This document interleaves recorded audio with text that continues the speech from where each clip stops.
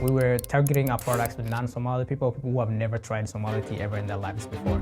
As of 2026, our primary customers are Somali-speaking diaspora.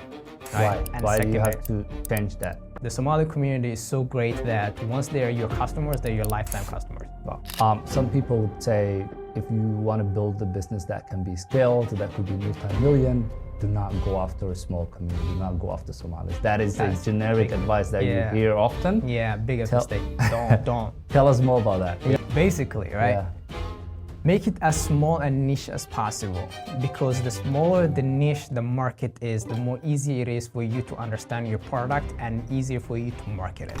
5 years ago, a young Somali immigrant arrived in the U.S. with big dreams and high ambitions. And today, Ayub Hassan is a college senior set to launch a brand new business. The shop grew to over $500,000 in revenue over the past two and a half years that I was running it. 3 months in, we realized that we're not making money. That moment, we decided we had to change something. You want to see Somali tea to become something like hummus or Greek yogurt, right? Yes. I wanted to hear more about that. Yeah, I wanted to make that name so famous that it becomes the next chai.